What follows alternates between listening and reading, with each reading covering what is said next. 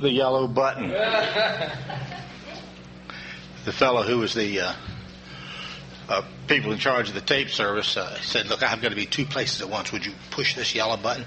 And I said, yeah. So, Jerry, would you do that? She says, okay, tell me when to do it. So, my name is Paul Walker. I'm from Kannapolis, North Carolina. I'm replacing Tim Crawford. Tim Crawford, of course, is having a baby. What? Well, he is. I got an email from him, and he said here, this was interesting. I received 3 emails. One of them said, Kip Garvey has been rescheduled and will not be able to moderate. Tim Crawford will be in touch with you. Received another one later on from Tim that says, do you have any specific things to assign to our panel, Selling Off Stage, which is the name of our session. And he goes on for a little bit. And then 3 days later, I received one from Tim. That was on March 9. Then 3 days later, I get one from Tim. He says he would not be able to attend. And this was the message I received. I'm afraid you all might be on your own. Linda and I are having a baby, which is due Easter weekend, and we were hoping for an early baby. Our first baby was born a month ago. But as of this day, we... What? Wait a minute, I'm not finished reading this sentence. We are still in waiting. So, I know I'm getting older, and I'm not with the normal culture today with young folks, but doesn't it still take 9 months?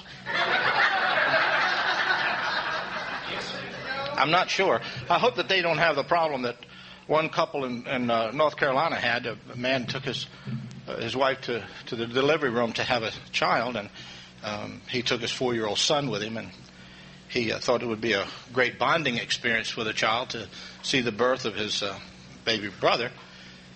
So anyway, they're in there, and the baby is delivered, and the doctor picks the baby up and spanks it 3 times. The kid starts crying, and father turns to the little boy and says, well, son, what do you think of that? The little boy looked up and said, well, Dad, he shouldn't have crawled up there in the first place. So I hope he doesn't have that experience. So anyway, I found out 2 days ago I was supposed to be the moderator when I met these two, and I met them some years back, but I went up to Chuck and I said, say, Chuck, by the way, Tim's not here. Are you the moderator? He says, no, you didn't get your email? I got the email when I arrived here. But anyway, it's good to be here, and we're going to be talking about selling off stage. And I'm still not sure what that means, but we've got a program for you, and I'm sure that's going to be an interesting one. And I'd like to introduce Chuck Hardy, who will come first. They're from New York, and he's going to make a short presentation. Then Jerry will make one, and then I have one, and then we're going to open it up to questions and answers and good times. Okay, thank you, Paul. Well, our convention topic, of course, is unity, marketing, and growth. And I think what I have to say has to touch on all facets of that. I think we as callers have to take a much more active role in leadership off stage. And I think this is going to be difficult for some, but I think it's possible for all of us. I'm probably a little luckier than most. I know most callers think it's not my job. It's something that somebody else should be doing. And I think Square Dance Activity has that built into it, that we don't really have professionals that do marketing and advertising. We rely on sometimes the caller, sometimes the dancers, and we're probably not doing a real good job. Most weeks I spend probably over 20 hours calling dances and traveling to and from the dances. And it may be hard for callers to find any more time in their busy lives to do any more and devote any more time to square dancing. But I think if we want this activity to continue, I think we're going to have to. And there's various ways that we can do that. Myself, I probably spend more time off stage involved in promoting this activity than I do on stage. I have an advantage that my wife and I both call, so we can do some of our promoting during the dances when the other person is on stage. One of them is off stage. So we can do some promoting actually in that regard. Some of you might have to rely on your spouses to do that. But I'm also retired, so I can spend 20, 30, 40 hours a week sometimes promoting this activity through various other ways. So it's going to depend on what way you can contribute. It's going to happen. You can either motivate and organize yourself to do this off stage, or you can motivate and organize other people to help you and give them guidance. I think the leadership can contribute both ways. We can lead people to do what we need to get done, or we can do it ourselves. And I do both. Sometimes you can't always get everybody to do everything that has to be done. Talking about motivating and organizing ourselves to promote, we run events, and we think of possibly three kinds of events.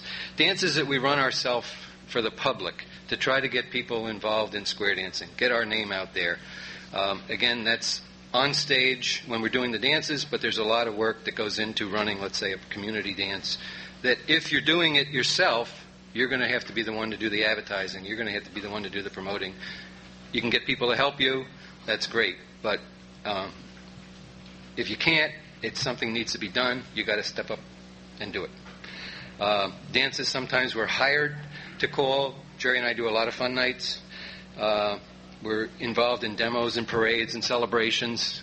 Again, these are opportunities where you can do your promoting on stage, and at those same parties or celebrations or whatever, when you're off stage, you can also wear a hat, wear a shirt, take a bumper sticker, and we have pens that seem to work very well with slogans on. And then, of course, there's your club events. What we've been doing is integrating the club event dancing with non-dancer events. So we can dance maybe at a picnic situation where we'll have club tips and we'll invite new dancers to come and we'll have a picnic. Or maybe we'll have a potluck dinner where we'll invite non-dancers to come. So this, again, we're promoting while we're calling, but also we're mixing at the parties or the picnics or whatever. I think one of the other things that we have to do is we have to get our name in front of the public. And as I indicated, publicity, I think there's a lot of materials that are available. It just depends on how much money you want to spend and what type of advertising you want to do. We have bumper stickers. We have a lot of examples up here. I won't go into it all. But there's newspaper ads that you can run. There's stamps that you can put on your envelopes. We just got to get our name out more in front of the public. And us as callers, Jerry and I do an awful lot of that, various medias, and that can be done. I think the other thing we have to be aware of is we have to be an enthusiastic contact for our activity, and we have to be aware of the fact that if there are people in the club that can take that job, that's fine, but we have to be aware of the fact that the first contact that non-dancers have with our activity has to be positive. And if I want to relate a couple stories to you, I had a call from a non-dancer about 3 weeks ago, called me on the phone and said she got my number from someone in a city down the road that referred her to me. She had saw the notice in the paper of the square dance activity. It was a plus dance, and she called that person because she was interested in square dancing. And the lady informed her, well, it was for only club dancers. You had to know how to dance, and that if she wanted to learn how to dance, she would have to take a class. And the lady asked, well, when are the classes? And the club said, well, we're a plus club. We really don't give classes. You'll have to call maybe somebody like myself, Chuck Hardy. They do that type of thing. So she called up, and she was really pretty negative at that point to the activity, and I really had to bring her around to a more positive attitude. And she used the term, "This lady really blew me off." And if she hadn't gotten me at that time and gone on with her life and told her husband, "Well, I tried to call this lady, and I really didn't have much success," and used those terms, there's two people that are spreading the word of square dancing in a kind of negative way. I really turned her around, and she was very positive about it. The other thing I got just last week was a lady from Manhattan that called me about doing a school event. And again, she said, I'd like to have a school square dance. We had a fellow last year that was kind of an old-timey, we know the caller, he's probably in his 70s or 80s, old-timey kind of a guy, didn't have too much patience with the kids, and, we wanted something that would maybe a little bit more upbeat, and we saw your advertisement on the web, our webpage, and thought, we would give you a call. And after about 10 minutes of talking to her about what we're doing and how Jerry and I are successful and the activities we have, she said, "Boy, you're so enthusiastic. I wish I could hire you in May, but we were already booked for May." And I referred her to somebody else, down in Brooklyn, and he was able to do the gig. But the first contact I think that the non-dancers have with our activity has got to be positive. So we have to be careful. Us as callers, we have to be positive. If we want to put our names down as the representatives, we have to think when these people call, we have to present ourselves in a very positive light. And be aware of the fact if you don't want those calls and you want somebody from your club doing it, make sure the right person is doing it. In the case I described first, I'm really not sure that person was the right contact for the first experience of this non-dancer. I also think we have to actively recruit. We have to go face-to-face with people. And as callers, we have probably the best ability to do that. I think we have to not just simply put the flyers out or do the demos. That's on stage. We can be enthusiastic on stage. We can try to draw the crowd in. But I think after we get off stage, we really have to actively recruit, and we have to tell our dancers also, look people in the eye, shake hands with them, and get involved with them if you can socially. Go have a drink with them, a Coke or hamburger or something like that, and chat with them. Moving on, I believe one of our opportunities is the Internet. I think in the past we've had problems with finances, trying to get TV time is impossible. Radio time is expensive. Even getting newspaper ads. We found that if you put little newspaper ads in the newspaper, you get little results. It seems as though a certain size ad will attract people. But if it's any smaller, I don't know what the correlation is. Maybe it's that if you don't spend much money, it must not be worthwhile. Maybe that's the connotation. But we found that we have relatively large ads. We get some feedback from the newspaper. But the Internet gives us the ability to advertise probably relatively free, cheaply.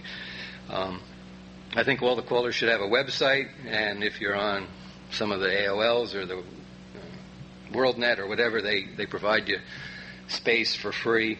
And also the clubs, I think, should have a website so that people that are more up-to-date and technical in our environment, higher economic people, can probably relate more to getting on the website. And we certainly spread our website address around as well as our club. We have one club, and we also have a couple other clubs that have websites. The other thing you can also do is put photos out there, be very sensitive as to whether the people accept that or not, of your club activities, and it'll give the public an opportunity to see exactly what we're all about, and make sure that those images, of course, are positive. Our square dancing websites link to other websites, and we can have communities linking back to us. So I think there's an exchange program that we can have. We can link to the community from our websites and expect the non-dancer websites to link to us. So I think that's something that can be done, and we don't have to really pay for it. Email is another way. If you have friends or dancers, you can, off stage, you can keep them abreast of all your activities, and you can actually put hot links on the bottom of your emails so that it can automatically link them to either your club homepage or yourself, a club caller homepage, or like the new song and dance routine, which I hope everybody's aware of, that CALLERLAB puts out. That's on the web, so you can put that down at the bottom of your email that you send to somebody. You hot link them, and the person that gets that, if they want to look at that, they can see the new song and dance routine. You don't have to mail it to them. You don't have to hand it to them. It's right there for them to read it. So, just in kind of getting down toward the end here, you can motivate others. We sell the T-shirts. We hand out the pens to people, to give to other people. We have stickers that we give away at dances. Try to get other people to help you out. I know a lot of the callers have a limited time to devote to off-stage activity, and sometimes they're involved in their preparation for their singing calls and choreography. So you really have limited time, but I think we have to give a certain amount of time, and sometimes that time is best spent if we try to motivate our dancers. A lot of the people are well-intentioned and they're very willing to help, but they really don't know where to buy the T-shirts, so have them there. Here's a T-shirt, you sell it to them, right? Or a pen, you give it to them. Give them 20 pens, tell them to hand them out. We also have been involved in some videos that we find that some of the people say, gee, I just can't get my friends to come out to this fun night. Why don't, if you had a video or something I could show them, maybe that would tempt them. And we ran across just recently a Christy Lane put one out with Pat Carnathan. That's a very good one. I'm sure there's others. But this is really very colorful, nice looking dancers, good music. Pat, he's a good caller.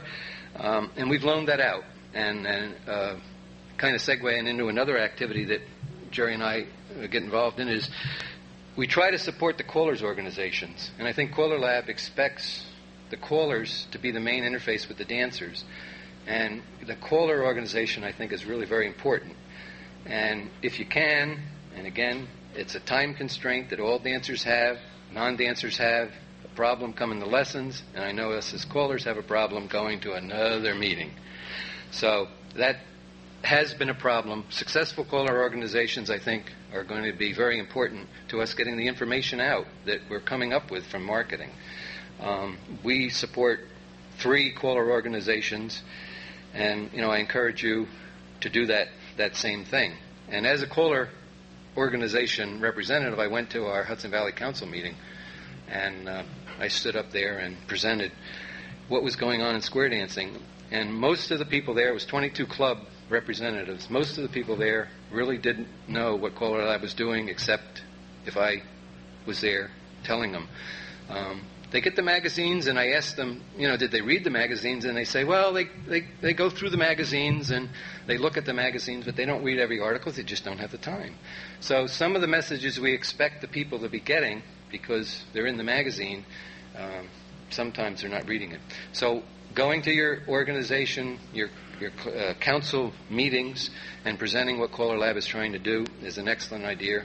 And actually, I brought the Christy Lane video with me and showed it to the people, and on the spot they all voted to buy one for the council and to have it available for the clubs to look at and to see if they could help promote dancing in that way. So give their dancers a video to take home and give to their friends so that they could see what square dancing is all about. So there's something that we're doing off stage. We're not necessarily promoting it while we're calling, and it's something I think it's going to be very important that we think about promoting square dancing while we're behind the mic on the stage, but also when we get off stage. I think we really have to concentrate on spreading the word. We'll have questions. Yeah. At this time, before Jerry gets up, I would like to, because I have a different approach. I had no idea what they were going to be doing. And so this is super. It's going to work in good. At this time, I would like for everyone, if you would stand for just a moment, please. And if you would, if you have something in your hand, set that back down on your seat. You just set it down on your seat. You're going to sit down in a minute, but sir, don't forget to pick that up when you go to sit back. If you take both of your hands and put on your rear end, and now and shake real hard. Just shake vigorously. Shake vigorously. Okay. Would everyone please sit down? Now, this is not what.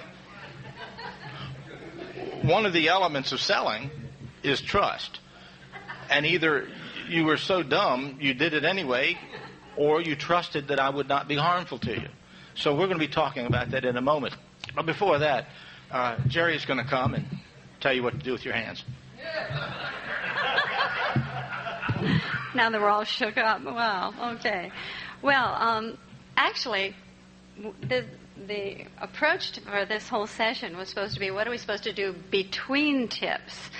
And I know that I'm always out there on the floor while Chuck is not while he's calling, but because the dancers are dancing, obviously. But if I have time, if there's a round dance cue or something, and the square dancers sitting around the edges, I always talk to everybody I can and get to know them and get to know their names, ask them how they're doing as far as their classes are going, if I'm at a different club, not my home club.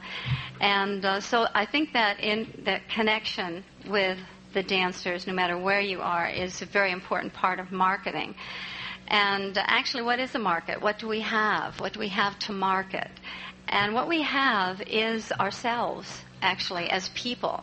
This activity is such a social activity that we have to actually sell that. That is a very important part of square dancing.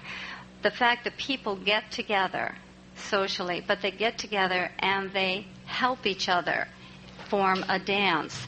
And this concept of social interaction actually is very health conscious. We try to encourage people to get out to clubs, health clubs, and this sort of thing, to help their bodies and be better physically, but mentally, actually, the social activity does a lot for people. Mr. Hensley yesterday in one of the marketing sessions said that the baby boomers or anybody coming after the baby boom generation tend to be loners, the 80s, the 90s. But they will soon realize that human beings are social beings. They need to come together socially. And what better activity than square dancing? If we could sell that, I think that would be a big part of bringing people into the social activity. Now, what we do, actually, we're always selling square dancing, it seems. Some of the club-related things that we do are the picnics, and Chuck mentioned those picnics. But at the picnic, we always have a tip for people who are observing, people who just wander and fun. Well, look at all these people having a lot of fun and everything. So we always do a tip for them. And getting them out there or getting them to come on the floor and dance is up to our dancers. And our dancers know that we want to promote square dancing. Our dancers at our club, they know that. And so, in fact, a lot of them will come up and suggest, hey, there's people watching around the outside, Jerry. Couldn't you do a beginner tip for us? And so they'll go right out there and bring these people on the floor. And I think that will promote a definite positive image for square dancing. We've done potluck dances also for picnics for our club. We haven't done them recently, but for about 3 years in a row during the summer we did potluck dances, and we called them potluck dances. And the dancers in our club would bring potluck dishes, and we'd all dance. But then there would be observers. We would be in a park, so the observers would see us in a positive image. And this is all selling square dancing.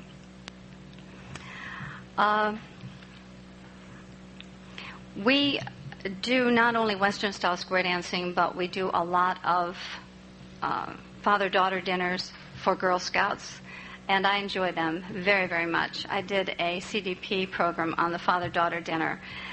And I find that seeing these young men with their young daughters, the daughters are Daisy, Brownie, Girl Scout age, so they range from about 5 to 9, 10, 11. And sometimes we do sessions with the younger girls, and then we do sessions with the older girls. Sometimes they're all mixed, and that's fine too.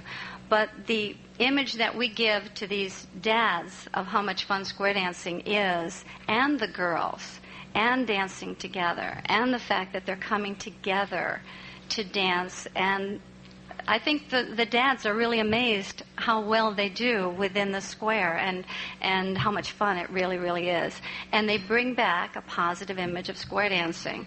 And when you do these Girl Scout father-daughter dinners, I don't know how many of you do them. Anybody out there? Raise your hand. Great, great. This gives another real good image for square dancing.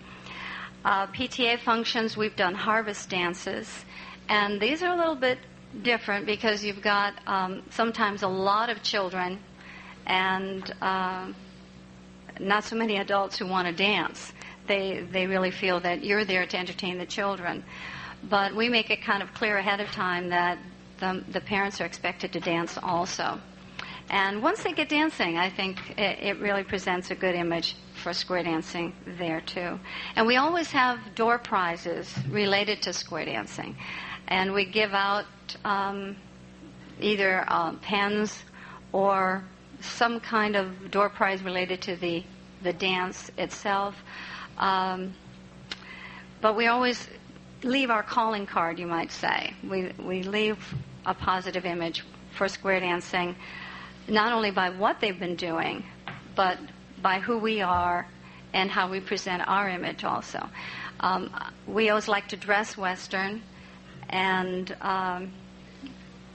I usually wear something that kind of is, I wouldn't say flashy, but sparkly, or something that they'll remember.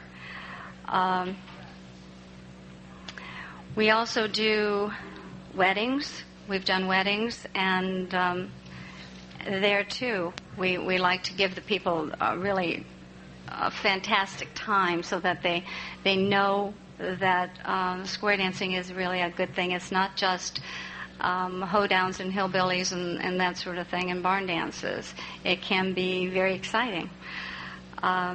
We do other dances, though, at all these community functions. We just don't do square dancing. We do line dancing and mixers, and it turns out to be a very good evening.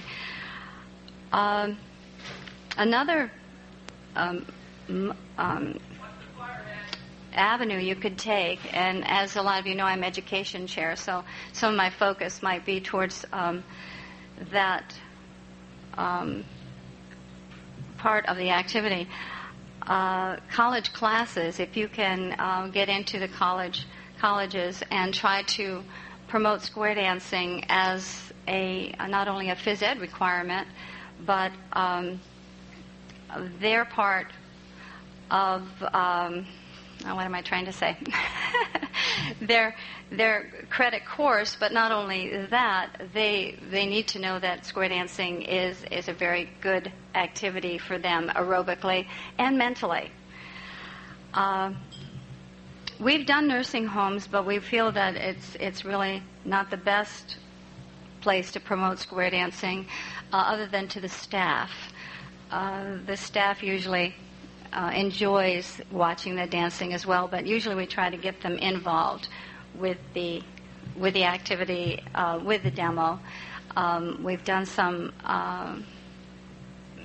handicapable demos too, but we've always had dancers, behind the wheelchairs, etc. I'm sure a lot of you have done that too.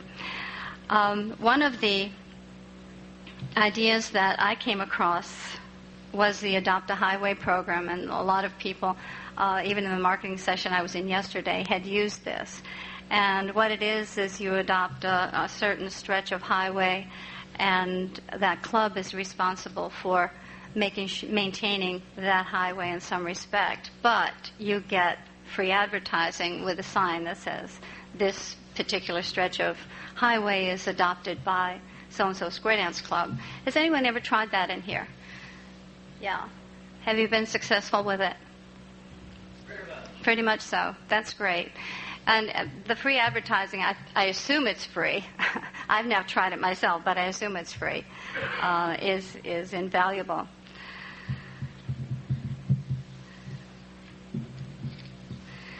Okay, well, Chuck's kind of covered the newspaper and that sort of thing, and all the pens and sweatshirts, and there's so much advertising you can do just by wearing a sweatshirt around town. A lot of people have stopped us and just said, where did you get that sweatshirt? A lot of dancers do also, and a lot of dancers have worn our sweatshirts too.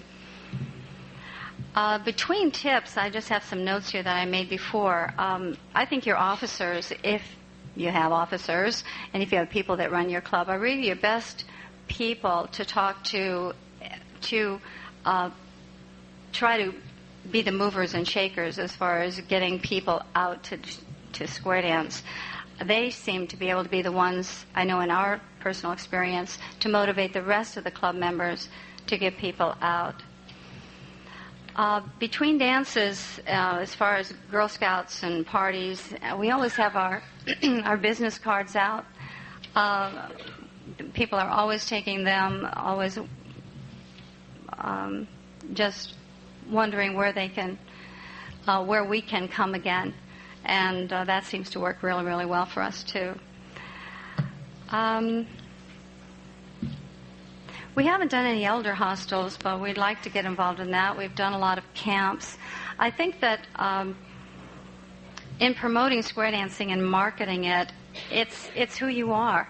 It's how you present yourself and the enthusiasm that you have towards the activity that really promotes it the best. We can give out a lot of pins, and they may just go by the wayside. But your initial image, I think, is the best promotion you can have for square dancing. That's about all I have. Okay, Paul. Thank you, Jerry. One time I asked I was conducting a session, and I had everybody stand and put their hands on their butts and wiggle. And the next time I had them stand and said, put your hands on somebody else's butt and wiggle. My wife didn't think that was very funny, so I don't do that anymore.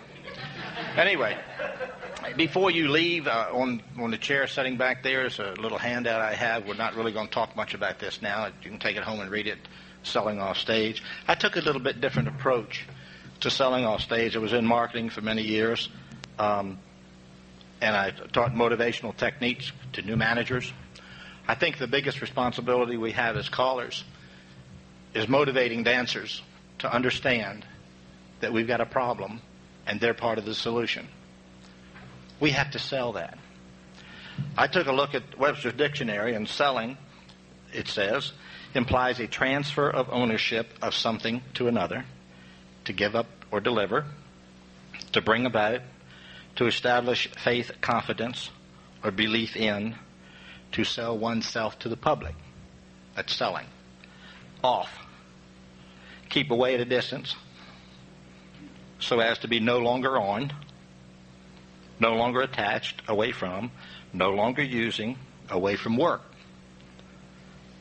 Third word, stage, platform or dock, an acting area, the center of attention, a place where a stop is made on a journey. And I love that one, because that's what we're on. I think we need to answer some questions as to why are we selling. It's the greatest activity in the world. My wife and I have been dancing 27 years. I've been calling 20 years this year. We meet some of the most marvelous people no matter where we go. My company retired me early. Maybe I wasn't doing a good job selling, I guess. Got caught up in the downsizing. It was the best thing ever happened to me. What are we selling? Well, we're selling exercise. We're selling friendship, fellowship. We're selling trips to different places in the country. Who are we selling to? Well, probably anybody who will listen. But we're also selling to dancers. Where do you sell? We sell on the dance floor. We sell at a restaurant. We've picked up many people. People come in and with the beautiful dresses and so forth, and someone usually says, "Oh, you're cloggers." And then, of course, that opens the door to saying what we really do, and I always carry a card with me, and I give it to them. When do we sell? Of course, the opportunity, of course. And how are we selling? Now, that's a tough one. How are we selling? I set up a promotional package on how to sell square dancing, and we had a 40-minute class I call for 3 clubs. 2 of them have lessons. I taught them how to sell square dancing, and we've had some ideas and some cards to give to people and so forth. And this year we graduated 38 people, so we've had a very successful year. So hopefully next year we'll have even more. Reasons why we sell. Well, there's a need. One of the problems that we have is you have to establish a need. If somebody's overweight, I'm not, of course. But anyway, if somebody's overweight, sell it from a healthy aspect. It is helpful to do this. A young salesman graduated from college, and he went into a manufacturer to get a job, and the poor fellow had a speech impediment. And, of course, he goes into the sales manager, and he says, I always want to be a salesman because I really know I can sell. And the guy said, we don't really have any openings, but down the road, the manufacturing plant down there may have. So the poor fellow goes down there, and he meets with the sales manager and says, I know I can sell. Just give me a chance. I want to sell. I can really sell. I know I can sell. Just give me a chance. We don't have any openings right now, but the toothbrush factory next door does. So he goes to the toothbrush factory, and the same thing happens. He says, I can sell, but nobody give me a chance to sell. And the guy says, we don't only need one salesman. We have 3 of you here. I tell you what, I'm going to give you a starter toothbrush selling kit. And over the weekend, you go sell your toothbrushes. And whoever sells the most toothbrushes, they'll be able to get the job. It's that simple. So they all took their sales kit for the toothbrush company, and they left. Monday morning, they came back, and manager asked the first guy, said, how many did you sell? I sold 740 toothbrushes. He said, that's really fantastic. Next guy said, I sold 800. He said, that is really good. So little fellow with a speech impediment said, how many did you sell? He said, I sold 2,746. He said, that's fantastic. How'd you do that? He said, well, went out to the airport, and I set up a big long table along that walkway, and I had free potato chips and dip. What do you mean? He said, well, I tell you. So he puts a table up, and he puts his chips out there and puts a dip. He said, manager, come on, son, try this out. This really works. So he went over, and he took a potato chip, took some dip. Said, oh, my gosh, it tastes like horse manure. He says, it is. Want my toothbrush? So sometimes we have to create a need. So if you must have known the guys walking down the airport. Oh, no. But sometimes you have to create a need. If you create a need and you fill that need, that's all selling is. Now, you go into a grocery store and you need a loaf of bread. That's not really a big need. You know you're going to buy. You know you're going to buy. But when you go out and you buy and you create a need, somebody's going to buy it. All you have to do is fill a need. Someone will buy it. Price is not always the ingredient that people buy from. They have to trust you. You have got to be trusted or people will not buy from you. You're walking down the road or walking down a busy street and someone walks up to give you a brochure. A lot of times people won't even take it. There's no trust. They don't even want it. And it may be a free coupon for a Burger King or something. I don't know. But you have to trust somebody. And that's where we as callers come in. That's where integrity, honesty, treating people decently, you build a sense of trust. When I first took a club, my wife and I have moved 14 times. And we moved into the Charlotte, North Carolina area. We took on a club that had lessons on the same night that they had their club dance. And I personally don't like that. But that's the way they had done it for many years. And I said, well, why don't we change that and have it on another night? I couldn't convince them. 6 months afterwards, we tried it on a trial basis. Well, the next year we tried it. But the trust level had built. And once that trust level builds, you have an awesome responsibility to be right up front with your people, as truthful as you can be with them, and trust will sell. Trust will sell. We set in a session earlier this morning on multi-cycle teaching, their program. I found it extremely interesting. The concept, based on what I heard, it will work. But now, how can I sell that when I get back? So I've got to sell. I've got to sell off stage. One of the things that we need to do is, I want to read this to you. It says, the most critical challenge we have today in selling off stage is to sell the dancer on the necessity of selling square dancing to the public. For years, we have called this recruitment. If dancers want this recreation to thrive, then they must be motivated to sell off the floor. You have to get the dancers involved. There's no way a caller can reach the numbers of people that we need to get into it. The dancers have to be involved in it. We have a crisis in our health in this nation. People are overweight, and especially our youth, children.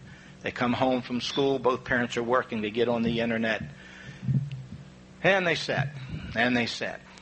There is no activity. We've had some success this year in reaching out to some homeschooled children. We have, 6 children from the homeschool people that are come and took lessons with us. I'm hoping that next year we can expand that through their organization. They're looking for places for their children to go to a social event because they are homeschooled. In the American Square Dance magazine recently, there was an article by the editor of Club Leadership Journal.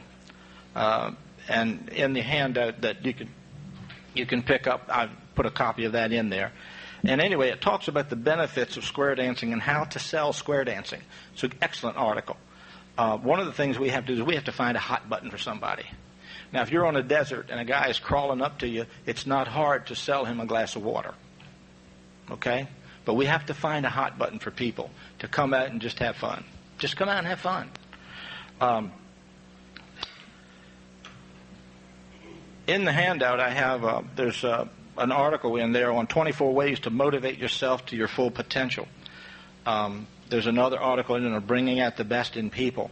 All of that is selling.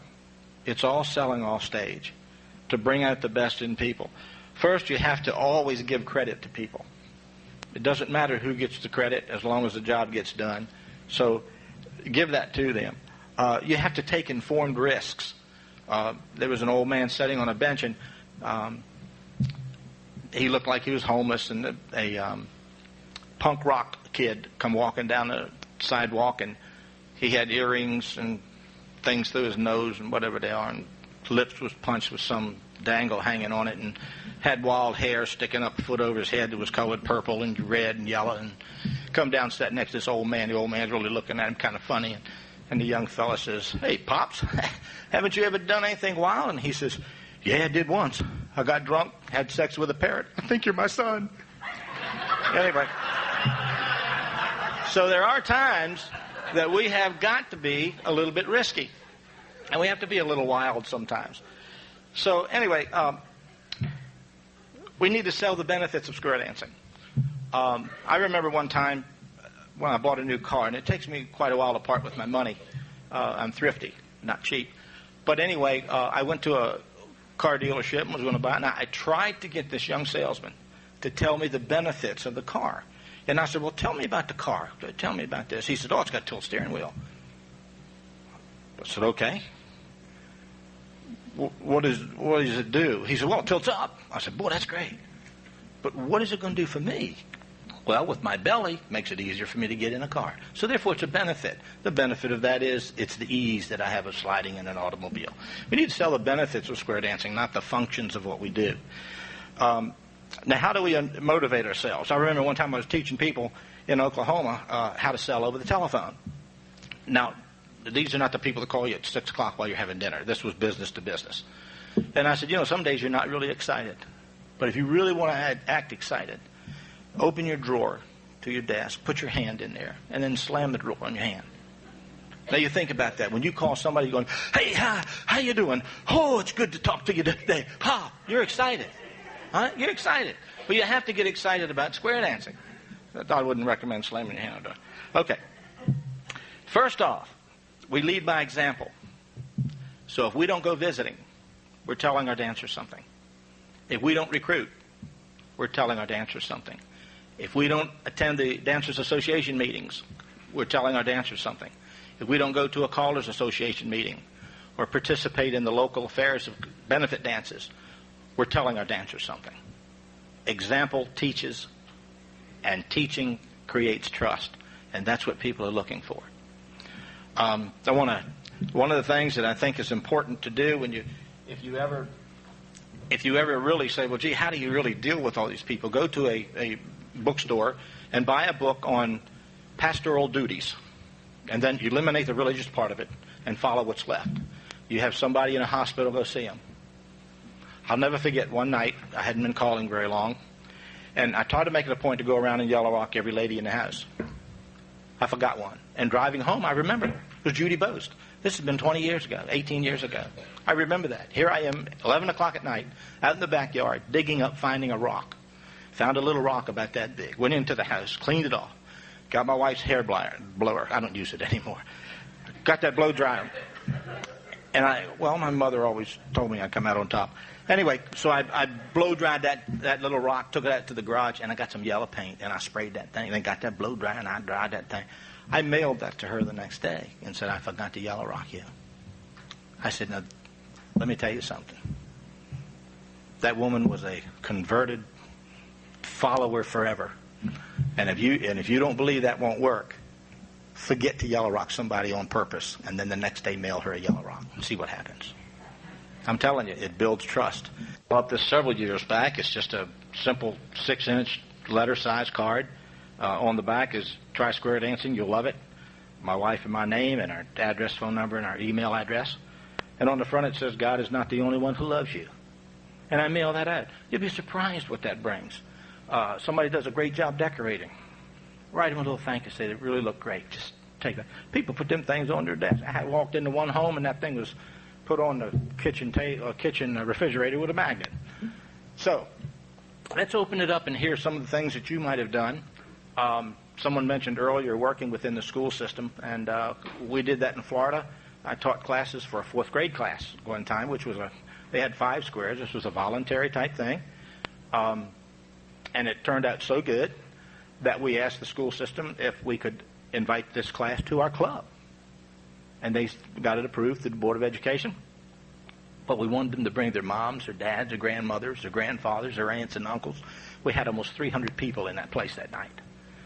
Through that class, we received 14 adults who came and took lessons. It works. They had fun, and I guess they're still dancing. I don't know. Okay, anybody? Oh, wait a minute. We do have to have a mic hander outer, and there was a fellow by the name of Chris who was very professional during our last session, so Chris is going to do it again this time. All right, anybody? Any ideas? There you go.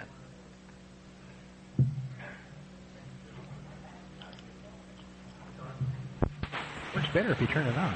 Dick Gaskill, San Jose, California.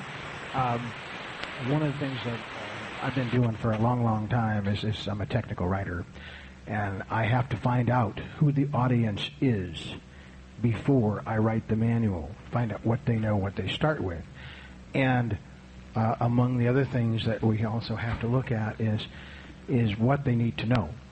And one of the things that I learned, and somebody actually explained it to me this way, is don't try to tell your customer about your grass seed.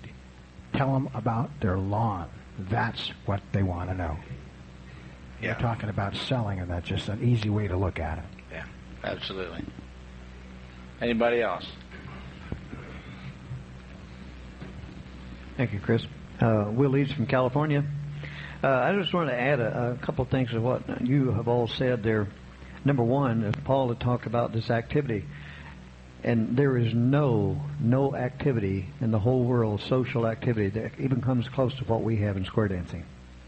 I have challenged anyone to try to find me something, and it's never been done.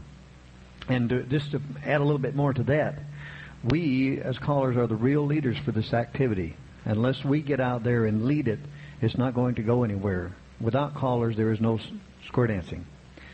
And with a good leadership, the abilities that we can put into this thing, we can have some great square dancing going on. Another thing, when you come off stage at your dances, the sweetest sound to anybody is the sound of their own name, first and last. And if you can come off stage and go down and start talking to people and mention their first and last name, it means a tremendous amount. It really does. And those people think that, not only think, but they know that you care about them. And that means an awful lot. One of the things that I do when we have a class started, I always make the announcement, because in our area we have a lot of mill workers, textile mill workers, and of course I don't have to tell you what the overseas manufacturing has done to textile mills in North Carolina. But I tell them that we never know when we're going to be out of work. I was out of work for 2 weeks in my lifetime, and those were not 2 weeks that I enjoyed very much. And I had a family at the time. So the people are hurting, and as our economy begins to go a little bit down, in North Carolina it seems to hit 400 or 500 people at a time. Make the announcement that if something in your life changes like that, don't drop from lessons because you can't afford it. You come talk to me, and we'll see that you get through it, because we need you in our club. And that's important for people, especially in an area that, has employment that goes up and comes down and goes up and comes down, which happens in the Carolinas. Okay. Yeah, Hank Lutcher, Pennsylvania. Tim Crawford was supposed to be here. Tim told me one of the things that he does is he watches the newspapers. He checks the anniversaries.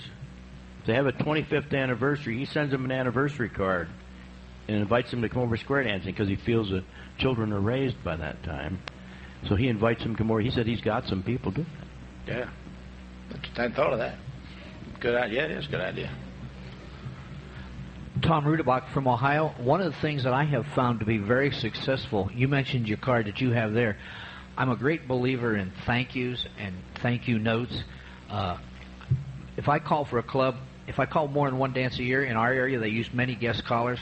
If I call more than one dance a year, I'll wait till the last dance and send them a thank you card. If there are clubs there doing banner raids, retrievals, if I can get a name or a contact of that club that come in, I send them a thank you note. Thanks for coming to the dance.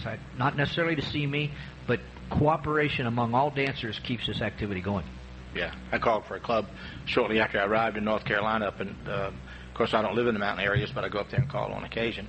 And I sent them a thank you. It's a privilege to be with you that way. This woman called me on the phone and said it's the first time she'd ever received one. But it is an honor to be invited by a club to come call for them. Anybody else? Yes, Chris. Okay. A few minutes ago, Jerry addressed the idea of health and fitness. I have one thing to say about that. I am an American Council of Exercise certified personal trainer. So at home, I teach fitness classes. I teach 3 or 4 or 5 group fitness classes every week. In-house, in my aerobics studio, I have an ongoing community dance program and I use my own customers for this program. Put a sign-up sheet out. They filled it in. I started immediately with 3 or 4 sets. It grows every month. We meet once a month. My only caution about promoting the health end of this is that if you're going to present this as a healthy activity, and don't anybody get me wrong about this, but you have to look to yourself first and make sure that you promote an image of health and fitness before you say, this is going to be really good for you. Look at, okay? You really have to watch that angle. It's a perfect angle to bring people in. I have an edge on that because I teach these people all the time, and they know where I'm at. They know how I conduct my own classes. And again, I'm not trying to hurt anybody's feelings here, but please look to yourself, to your own house, before you talk to somebody about a health-conscious program of dancing and activity. When my folks leave at the end of a night, they have red faces, they're panting, they say, that was fun, we got a lot of exercise. We do a general round of dances based on the community dance program. That's the little red book that's available out front. It is my Bible, okay? But again, please be aware of that. Don't promote the health end of this thing unless you look and feel the part, and that's something that you want to take a look at, okay? The other thing that I do, first tip, I welcome everybody, and then as soon as that first tip is over, I am on the floor immediately, and I thank everybody. I start at one corner, I go all the way around the room, and if they're round dancing, I wait till I catch them somewhere else, but I make sure that I hit everybody at that dance, thank them by their first name. The people that I know, they get the hugs. The people that I don't know, they get a little arm around the shoulder or something, but I do that. I promote that all the time. My Western-style square dancing activity is about 20% of my total business profile. The rest of the time, I do one-nighters, sometimes anywhere from 5 to 10 per month, and those are paying the bills for me at this point. But I always promote the health and activity end of the one-nighters, and I know that these people come in looking for some activity that time, and I say, you people better be prepared to move tonight, and that's how I approach my one-nighters. Boom, boom, boom, boom, boom, lots of activity, short rest, stay away from those cookies, let's get back on the floor. That's how I like to work that. So I have 2 different approaches to this thing, but they both seem to work. But watch the health end of this thing. And if you have any questions about how you'd like to get yourselves back into shape, you can get a hold of me through my email address, and I'd be happy to help anybody. Okay? Thank you, Chris. Will Eads from California again. As you guys know, I'm the guy that sells the T-shirts. They're wearing here, the Hardys are wearing. And I have also this long sleeve T-shirt. And believe it or not, I wished I had started from the time I started selling, which is about a year and a half ago, starting writing down what people have told me about wearing their T-shirts out in public. They go to the mall, they go out walking, absolutely. And I was standing down at the bank here this last week. I walked into the bank. Yeah, turn around. Repeat for the tape what's on. Oh, yes, for the tape we're showing off the shirts. On the front it says add quality to your life. And you walk up to people, and I walked right here when I registered to come in. The gal looks at me and she says, how do you add quality to your life? And I just get a big old grin on my face, and I turn around and show her. What do you show her? Right on the back it says learn. For the I'm tape, just checking. for the tape on the back it says, well, a few of the things. It says learn to square dance. And you know, and people, believe it or not, I really feel that the public has a very negative image towards square dancing. I just conducted some business, and I went in and picked up a banner that says square dancing on it, and the gal says, oh yeah, that banner, it's here, hee-haw. Yeah. Well, you know, it's really sad because people really don't know what we have. I really feel that. So I come up with this idea that a friend of mine, Judy Ballard, my partner, and I, we decided we're going to start something to just put the word square dancing in front of people and let people look at it. The more you see a word, the less negative image you have of it. So we started with this idea with this T-shirt. Last year we were able to send the CALLERLAB Foundation $1,558 from the sale of the T-shirts. I send them $1 for every shirt that I buy. Yes. That's good. And I do that. It's a real pleasure for us to be able to do that. But with these T-shirts, you would be surprised how many people have told me about people who have asked them about square dancing. And also, I know of several couples that are right now involved in square dancing because they've seen someone wearing the T-shirt and they came and asked them about it. And when people come and ask me about it, I also have this card that I give them. It says, reward yourself mentally, physically, socially, learn to square dance. And we do the multi-cycle program, which we start every January, May, and September. It does not have a date on it, but it has a town site on it with a phone number. And this is real good because people will look at something like this, and you give them the card, and maybe they'll never do anything with it. But at least I've produced something a little positive for them to look at. Thank you, Ed. If I could just segue into that. I didn't mention some of the sayings that we try to identify with, very similar to yours. The pens that we give out say physical and mental exercise and sociability. Try square dancing. It's friendship set to music. And then it's got our phone number and our website on it. Now, again, we encourage the clubs to try the same logo with possibly some of their phone number, their website for their club. And some of the other positive things you could put, you could square dance for fun, or I love square dancing, or square dancing turns strangers into friends. My wife particularly likes this one, handing me this one. Square dance, happiness is just around your corner. So those are some of the things we can put in front of the public. And again, with the pen, if you give someone a pen and they keep it, I've really seen people that have shown up to dances 6 months, 9 months later with the same pen. That's maybe not selling square dancing to their neighbors, but if you give them out to neighbors, hopefully the neighbors will retain the pen too. And every now and then they may glance down and say, gee, maybe we ought to try square dancing. Thank you. By the way, he has a pin for everybody that's here, and a watch, and a... These bifocals are killing me. Okay. Paul Hensey from Tennessee, hiking on the idea that he was talking about earlier. Your college-level people, if you haven't considered this, please go and see your phys ed instructors and see if you can become a part of the teaching part in the colleges. The reason why, they've got to have in their curriculum, the junior high and the senior high department, they've got to teach X number of hours in modern dance, square dance, rounds, and some other things that the kids have to learn, and they do this in the wintertime. Well, the people that are teaching this now are using 78 records, or 33 records. They do not know how to do the calls. They read it off of a piece of paper, put the music on, say, all right, kids, dance it. The image the kids bring home is that I never want to see that again, and they tell their parents the same thing, and the parents listen to their kids say, okay, I won't do it.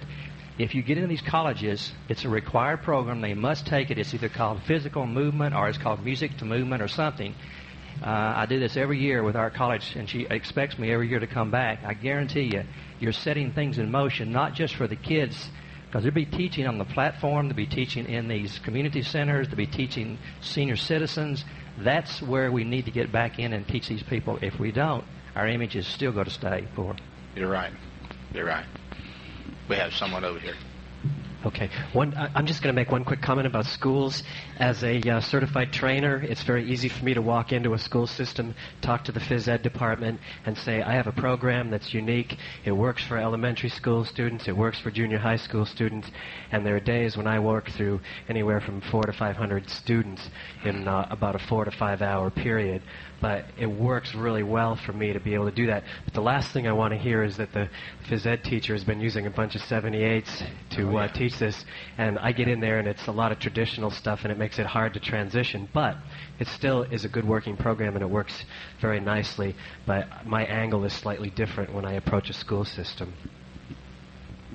The kind of attitude we're fighting is, for instance, last year, that popular show Malcolm in the Middle, there was one episode where an entire major subplot focused on the fact that this kid was trying to avoid having to do a square dance program in school. He would rather have had steel needles driven into his eyes than have to go through that square dance program on major network television.